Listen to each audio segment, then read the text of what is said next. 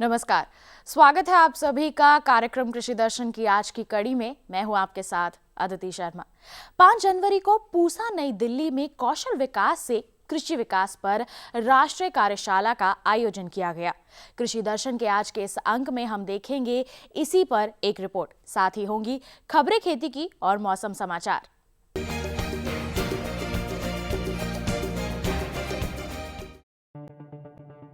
किसी भी देश के आर्थिक और सामाजिक विकास के लिए कौशल और ज्ञान दो प्रेरक बल हैं। कौशल विकास कार्यक्रम के लिए मुख्य रूप से युवाओं पर ही जोर दिया जाता है। इस मामले में हमारा देश अच्छी स्थिति में है। जनसंख्या का एक बड़ा हिस्सा युवा है, जो कि भारत को सुनहरा अवसर प्रदान करता है, परंतु एक बड़ी चुनौती भी पेश करता है। हमारी अर्थव्यवस्था को इसका लाभ तभी मिलेगा जब हमारी जनसंख्या, विशेषकर युवा, स्वस्थ, शिक्षित और कुशल होंगे। हमारा ये युवा कृषि के क्षेत्र से भी जुड़ा हुआ है। इसी को देखते हुए पूसा नई दिल्ली में कौशल विकास से कृषि विकास पर एक दिवसीय राष्ट्रीय कार्यशाला का आयोजन किया गया। इस मौके पर केंद्रीय कृषि एवं किसान कल्याण मंत्री श्री राधा मोहन सिंह भी उपस्थित थे। कृषि में कौशल विकास की आवश्यकता पर बल देते हुए उन्होंने कहा, आज कृषि क्षेत्र में जो नए विकास हो रहा है, इसमें युवाओं के लिए कई स्कोप्स निकल के नजर आए, जैसे agri warehousing, cold chain, supply chain, dairy, poultry, meat processing, मछली बागवानी या जो मशीनीकरण है, फिर सिंचाई, जो सूक्ष्म सिंचाई है, ग्रीन हाउसेज हैं, हाइड्रोपोनिक, वो अन्य कई आयाम हैं जिनकी वजह से कुशल युवाओं को अधिक मांग करने और स्वराज के अवसर इसमें प्राप्त हुए हैं। अनुमान है कि 2020 तक भारत विश्व की सबसे बड़ी युवा संख्या वाला देश होगा और यह युवा शक्ति देश की समृद्धि और विकास में महत्वपूर्ण संसाधन के रूप में अपनी भूमिका का निर्वहन कर सके, इस दृष्टि से प्रधानमंत्री जी का विशेष जोर है।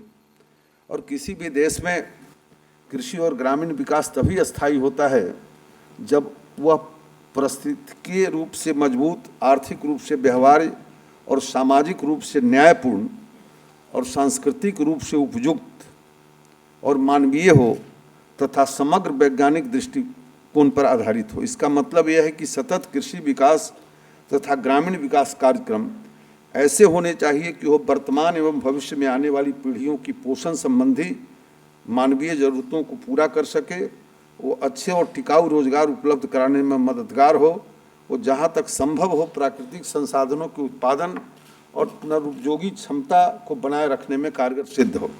आपको मालूम ही होगा कि माननीय प्रधानमंत्री जी ने कृषि की ऐसी अवधारणा में उत्पादन केंद्रित जो कृषि है, उससे हटकर किसान केंद्रित कृषि करने का आह्वान किया है। हमारी सरकार का मानना है कि कृषि को एक निजी उद्यम के रूप में विकसित करने की जरूरत है एवं युवकों को इसमें आकर्षित करते हुए उन्हें इसके साथ जोड़ने की जरूरत है। और इसीलिए मोदी सरकार आने के बाद आर्जा, स्टूडेंट रेडी आदि कई ऐसी योजनाओं का निर्माण किया गया और उसका कार्यक्रम भी पूरे देश में प्रारंभ हुआ है। और इससे अलग हटकर 4 स्तर पर हमें काम करने की ज़रूरत है। ऐसा महसूस करते हैं कि पहले स्तर पर हम उत्पादकता में वृद्धि की दिशा में, दूसरे स्तर पर हम लोग पोस्ट हार्वेस्ट मैनेजमेंट, फिर किसानों को अपने उत्पादन का उचित दाम मिले, इस दिशा में कई योजनाओं का निर्माण करके सरकार आगे बढ़ रही है। प्रधानमंत्री श्री नरेंद्र मोदी के कौशल भारत कुशल भारत के सपने को साकार करने के लिए कृषि एवं किसान कल्याण मंत्रालय ने तेजी से कदम बढ़ाए हैं। प्रधानमंत्री ने उत्पादन केंद्रित कृषि से हटकर किसान केंद्रित कृषि का आह्वान किया है। सरकार का मानना है कि कृषि को एक निजी उद्यम के रूप में विकसित करने और नौजवानों को इससे जुड़ने की जरूरत है। कार्यशाला में उपस्थित केंद्रीय कृषि एवं किसान कल्याण राज्य मंत्री सुदर्शन भगत भी उपस्थित रहे। उन्होंने इस विषय पर अपने विचार व्यक्त करते हुए कहा, ऐसे भी देखा जाए तो आज रोजगार की दृष्टि से कृषि हमारे देश में एक बहुत बड़ा आधार है। आज भी चाहे वो स्किल्ड हों चाहे नॉन स्किल्ड हों, एक बड़ी तादाद में आज जो कृषि क्षेत्र जो है, आज भी कहा जाए कि एक बहुत बड़ा रोजगार का आज माध्यम है, जहाँ आज एक बड़ी संख्या में लोग कहीं ना कहीं खेती से लोग आज जुड़े हुए हैं। लोग खेती के क्षेत्र में, कृषि के क्षेत्र में काम करते हैं। लेकिन आज अगर हम उत्पादकता के क्षेत्र में अगर हम लोग देखें, उत्पादन के क्षेत्र में, तो निश्चित रूप से कहीं ना कहीं अंतर्राष्ट्रीय स्तर के तुलना में देखा जाए तो निश्चित रूप से उसके मानक में कहीं ना कहीं हम नीचे हैं।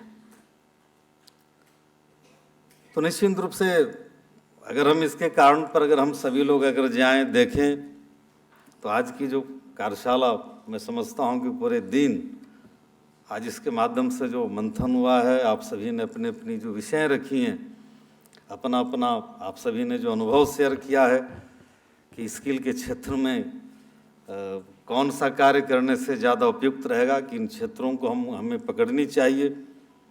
मैं समझता हूँ कि आज निश्चित रूप से आज की इस बैठक के माध्यम से आगे के लिए एक बड़ी रूपरेखा स्किल डेवलपमेंट के लिए तैयार होगी। और आज जो कृषि के क्षेत्र में कम उत्पादन होना, अगर स्वाभाविक रूप से अगर इसकी गहराई में अगर जाया जाए, अगर देखा जाए, तो निश्चित रूप से कहीं ना कहीं आज हमारे जो किसान भाई हैं, आज उनके बीच भी थोड़ी तकनीकी जानकारियों का अभाव है। यानी हम उसको दूसरे रूप से कह सकते हैं कि आज कहीं ना कहीं हमें उनका भी कौशल विकास करना पड़ेगा, उनका भी स्किल डेवलपमेंट करने की आवश्यकता। और हमारे देश के जो किसान हैं, मेहनत में किसी से पीछे नहीं है। और मैं समझता हूं कि उन्हें अगर सही तकनीकी जानकारी अगर समुचित रूप से मिल सके, तो निश्चित रूप से देश की जो कृषि है उसकी उत्पादकता को विश्व की अग्रणी भूमिका में भी लाने में मुझे लगता है कि मैं समझता हूं कि जो कमियां दिखलाई पड़ती हैं, उस अग्रणी देशों में भी हम अपने किसानों का स्किल डेवलपमेंट करके हम ला सकते हैं। कृषि में कौशल विकास का कार्य रणनीति बनाकर किया जा रहा है, जिससे कि हमारे किसानों को इसका भरपूर लाभ मिल सके। यही कारण है कि किसानों की आय बढ़ाने के लिए विभिन्न योजनाएं आरंभ की गई हैं, जिनमें जैविक खेती, राष्ट्रीय कृषि मंडी, ई-नैम, श्वेत क्रांति, नीली क्रांति, राष्ट्रीय गोकुल मिशन आदि शामिल हैं। कार्यशाला में उपस्थित श्री अश्विनी कुमार, संयुक्त सचिव कृषि एवं किसान कल्याण मंत्रालय ने कार्यशाला के बारे में अपने विचार साझा करते हुए बताया, इसमें जो माननीय प्रधानमंत्री जी की जो योजना है स्किल डेवलपमेंट की, उसके तहत में ये कार्यशाला का प्रयोजन किया गया है, जिसमें कृषि मंत्रालय तथा agriculture skill council of India ने जॉइंटली इसको किया है। Agriculture skill council of India ने 42 क्वालिटी पैक्स अभी बनाए हैं, और जिसमें से 2 क्वालिटी पैक्स जो है farm machinery training and testing institute ने स्टार्ट भी कर दिए हैं, और मैकेनाइजेशन में करीब 10 पैक बने हुए हैं। उन 10 पैकों को हम अगले साल से लागू कर देंगे, और उसके 2-2, 3-3 कोर्स हर फार्म मशीनरी टेस्टिंग इंस्टीट्यूट में करेंगे। इसी तरह हॉर्टिकल्चर में, सीड्स में, सीड प्रोसेसिंग में, और बाकी और अन्य डिविजन्स में स्किल डेवलपमेंट के लिए विशेष तौर पे काम किया जा रहा है। और सभी लोग ने डिफरेंट ट्रेनिंग प्रोग्राम बनाए हैं, जो कि अपने अपने यहाँ पे वो करेंगे।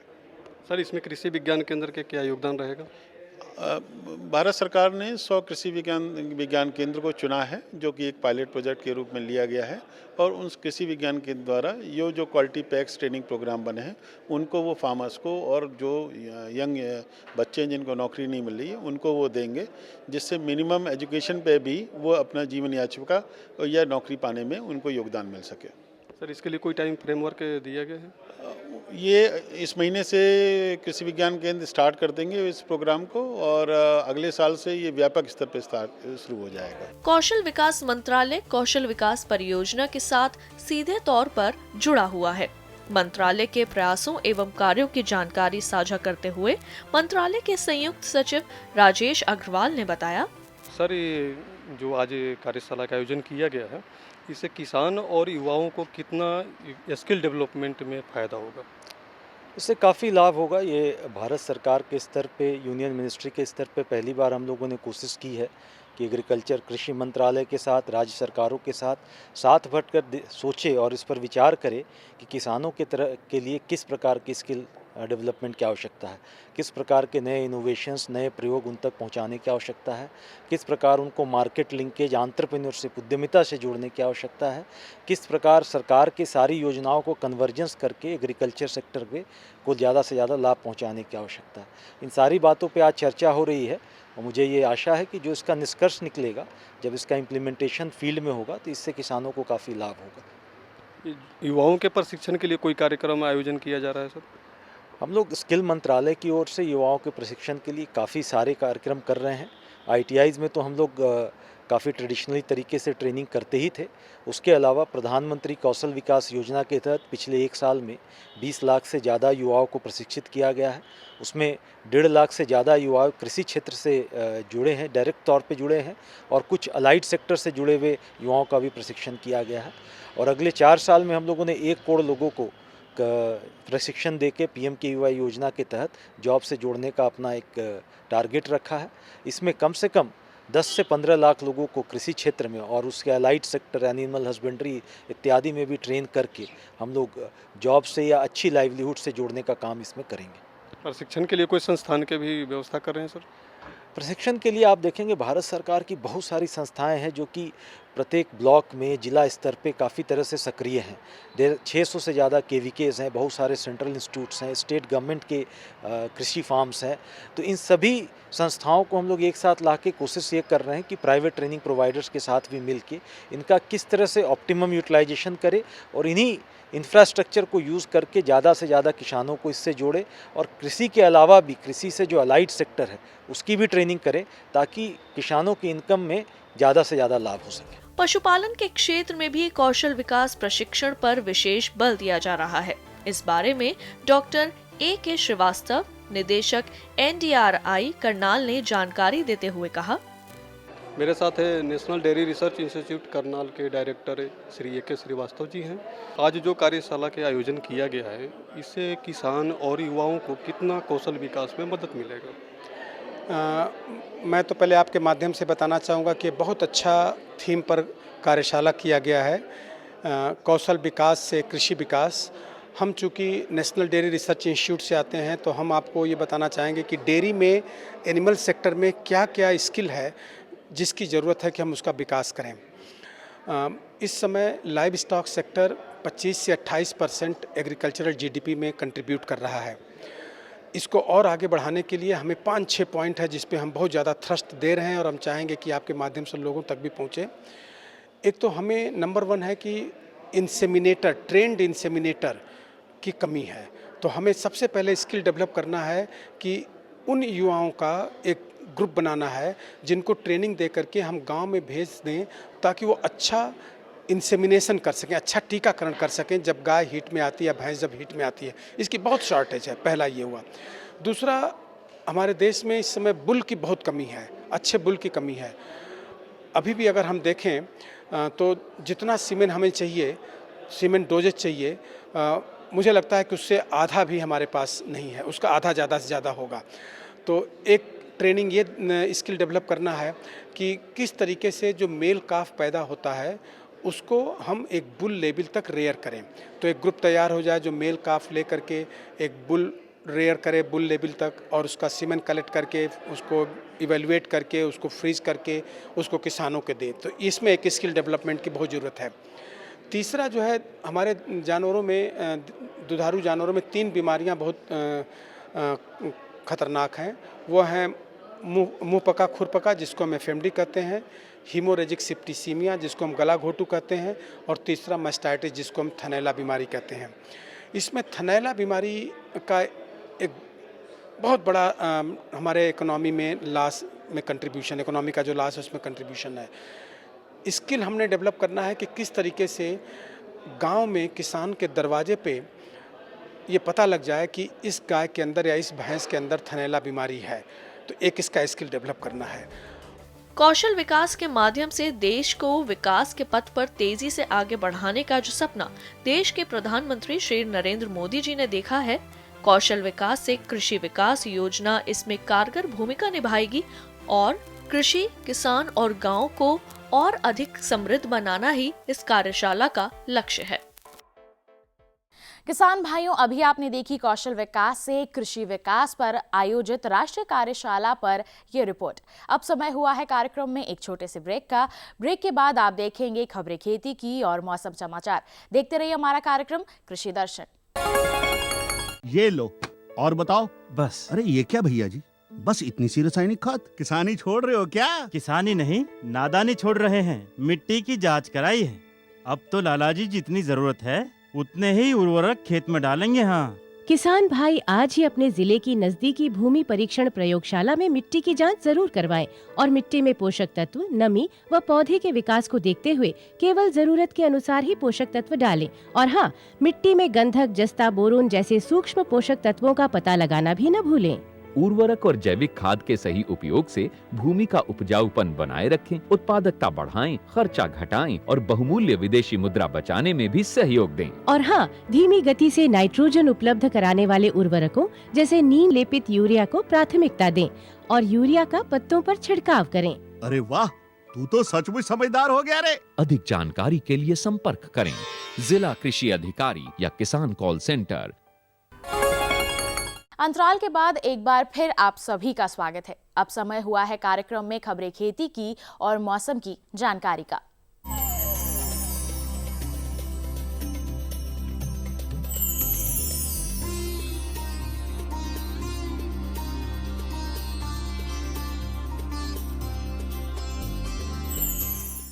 ऊंची रहेंगी चीनी की कीमतें।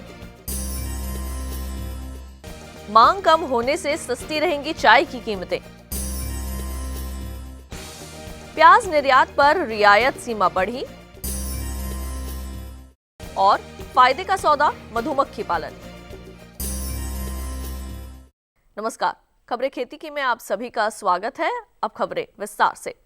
इस साल के पहले क्वार्टर में चीनी की कीमतें मजबूत रहेंगी। ट्रेडर्स और व्यापारियों का कहना है कि उत्तर प्रदेश में उत्पादन लागत बढ़ने और महाराष्ट्र में मिलों के जल्दी बंद होने की वजह से चीनी की कीमतों में गिरावट आने के कोई आसार नहीं है। महाराष्ट्र की चीनी बेल्ट माने जाने वाले कोल्हापुर में चीनी की कीमतें गुणवत्ता के हिसाब से 34 से 35.68 रुपए प्रति किलो की दर पर चल रही हैं। इंडियन शुगर मिल्स एसोसिएशन ने महाराष्ट्र में 2016-17 में चीनी उत्पादन के 62.7 लाख टन रहने की संभावना जताई है।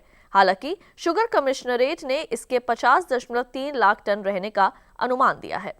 चाय की कीमतों में 2017 की पहली तिमाही में कमजोरी देखने को मिल सकती है। इसकी वजह कैरीओवर स्टॉक और डिमोनेटाइजेशन के बाद ग्रामीण भारत में रिटेलर्स की तरफ से कमजोर डिमांड है। प्लांटर्स और ट्रेडर्स का मानना है कि अप्रैल से चाय की कीमतों में कुछ रिकवरी देखने को मिलेगी, जब नए सीजन की चाय बाजार में आ जाएगी।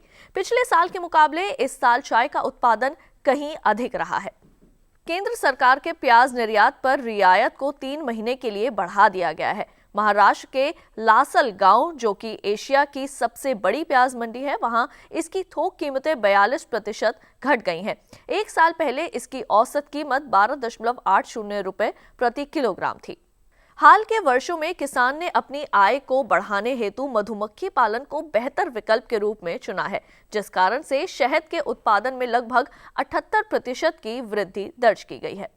खेती किसानी में मौसम का महत्वपूर्ण योगदान होता है। देश की अधिकतर खेती मौसम पर भी आधारित है और मौसम की सही जानकारी होने से किसान अच्छा फसल उत्पादन करने में सफल होता है। तो आइए अब लेते हैं मौसम की जानकारी। भारतीय मौसम विज्ञान विभाग के अनुसार अगले 24 घंटों में जम्मू और कश्मीर सहित हिमाचल प्रदेश, उत्तराखंड में 1 या 2 स्थानों पर बारिश या बर्फबारी होने की संभावना है। अगले 24 घंटों में अंडमान और निकोबार द्वीप समूह में भी बारिश हो सकती है। वहीं अगले 24 घंटों में बिहार और उत्तर प्रदेश में कुछ स्थानों पर घना कोहरा छाए रहने की संभावना है। किसान भाइयों, खेती से संबंधित समाचारों, खेती किसानी और कृषि जगत से संबंधित नवीनतम जानकारी के लिए देखते रहिए कृषि दर्शन। नमस्कार।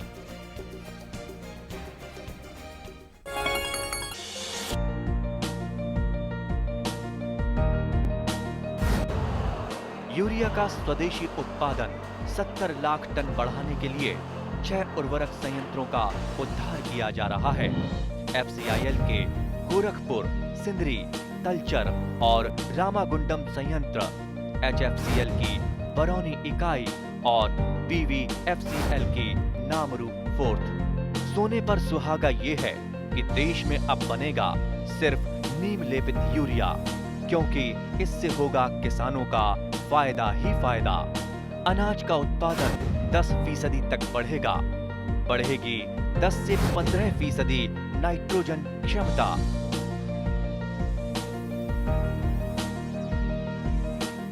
मेरे साथ बोलो ए बी। अरे नादान, बच्चे को एबीसी सिखा रहा है। अरे काम धंधे की एबीसी तू कब सीखेगा? ये देख विज्ञापन। तेरे जैसे कृषि विज्ञान सीखे हुए युवाओं के लिए भारत सरकार के कृषि मंत्रालय ने एक योजना बनाई है, ACABC। ACABC? जी हाँ, ACABC यानी एग्री क्लिनिक्स और एग्री बिजनेस सेंटर। इसके तहत कृषि विज्ञान पढ़े युवाओं का चयन होने पर उन्हें मुफ्त ट्रेनिंग दी जाती है और हाँ, अपना कारोबार चलाने के लिए बैंक से लोन भी मिलता है। इसके साथ ही अगर युवा अपने इलाके के किसानों की खुशहाली के लिए उन्हें खेती बाड़ी व अपने कारोबार से जुड़ी लाभदायक जानकारी देते रहेंगे तो उन्हें लोन पर 36 से 44% तक की सब्सिडी भी मिलेगी। तब तो मैं जरूर सीखूंगा काम धंधे की ABC। शाबाश, चलो अपनाएं स्वरोजगार, खेती में हो विकास अपार। तो ये था आज का कृषि दर्शन कार्यक्रम। आप अपने सुझाव हमें ईमेल कर सकते हैं। हमारा ईमेल आईडी है krishidarshan@gmail.com। आप हमें पत्र भी लिख सकते हैं। हमारा पता है कृषि दर्शन, कमरा नंबर 10, CPC, दूरदर्शन, खेलगांव, नई दिल्ली 110049। किसान भाइयों, आशा है सरकारी संस्थानों द्वारा चलाई जा रही कौशल विकास योजनाओं से आप अवश्य ही लाभ उठाएंगे। आज के लिए बस इतना ही। अब मुझे दीजिए इजाजत। आपका दिन शुभ और मंगलमय हो। नमस्कार।